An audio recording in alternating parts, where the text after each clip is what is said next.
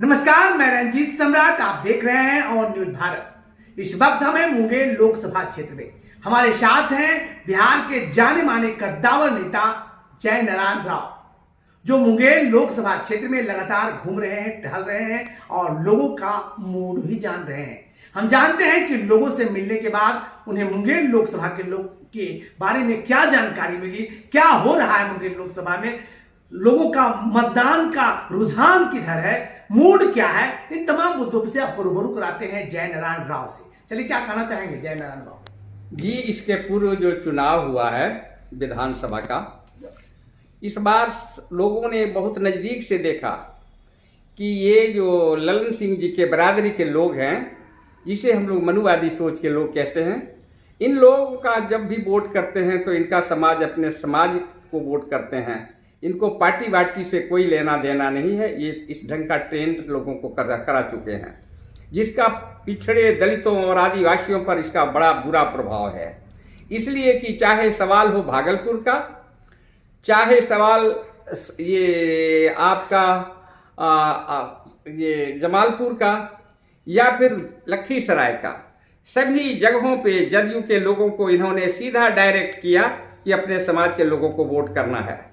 इस कारण से लोगों में एक रिएक्शन भी बहुत बड़ा है और बाबा साहब के सपनों को साकार करने के लिए पिछड़ा दलित आदिवासियों ने ये सोच रखा है कि बाबा साहब और शहीद जगदेव प्रसाद के सपनों को साकार करना है और साकार करने के लिए भारत के संविधान को बचाना। भारत का संविधान जिस दिन बीजेपी ने कहा कि 400 पार करने के बाद भारत का संविधान बदलेंगे, उसी दिन इन लोगों ने मूड बना लिया कि अब इसे हम बदल देंगे। और आज सीधी लड़ाई अगड़ा पिछड़ा दलित आदिवासी संगठित हो चुके हैं और इन लोगों को सबक सिखाने के लिए ये सोच लिया है। इसलिए आज एक गोलबंद इस ढंग से हो चुका है पूरे मुंगेर लोकसभा क्षेत्र कि लगता है कि कोई लड़ाई ही नहीं है, इसलिए कि अगड़ा 5% 10% दिखता नहीं है। अब तो ऐसा लग रहा है कि आने वाला चुनाव में अगड़ों को भी हिस्सेदारी देने के लिए पिछड़े दलितों को पार्लियामेंट में कानून बनाना पड़ेगा कि इन्हें 10% का आरक्षण दिया जाए। तो आप सुन रहे थे बिहार के जाने माने कद्दावर नेता जय नारायण राव का। इनका स्पष्ट तौर पर कहना है कि जिस तरह से देश में संविधान बदलने की बात हो रही थी और इसी संविधान के रक्षा और सुरक्षा को लेकर तमाम पिछड़ा संवर्ग के लोग एकजुट हो गए हैं। इनका कई तरह के आरोप है। तमाम आरोप को मैं बारी बारी और बारीकी से जानना चाहूंगा। आपने कहा कि अगड़ा और पिछड़ा, तो अगड़ा और पिछड़ा में अंतर क्या है जो आप इस तरह से वर्ग विभेद की बात कर रहे हैं? अगड़ा और पिछड़ा का सीधा है सोच है कि अगर अगड़ा के गांव में, इलाके में, उसके क्षेत्र में अगर विकास करना चाहे पिछड़ा, कोई भी विधायक हो, मुखिया हो, जिला पार्षद हो, तो सबसे पहले उसे विकास नहीं चाहिए।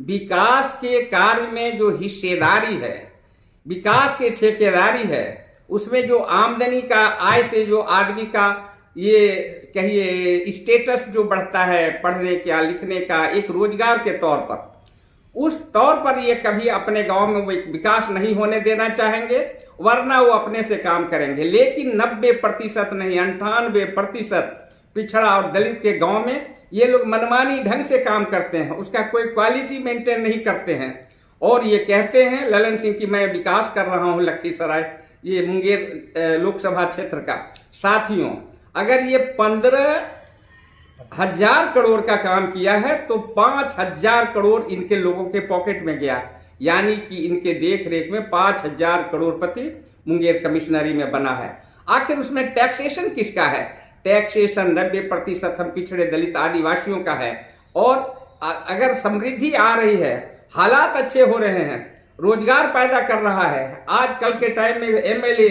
एमपी, विधानसभा कहीं लड़ने की बात सोच सकते हैं, तो ये ताकत इनके पास आ रहा। आखिर उसमें हमारा हिस्सेदारी तभी संभव हो पाएगा जब हमारे लोग लोकसभा और विधानसभा में रहेंगे।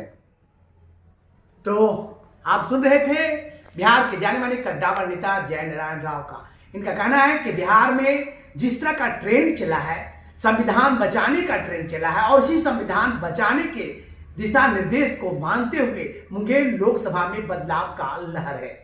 देखते रहिए ऑन न्यूज भारत। भारत से जुड़ी हर खबरों को देखने के लिए ऑन न्यूज भारत के पेज को करें like, share and subscribe. On news भारत.com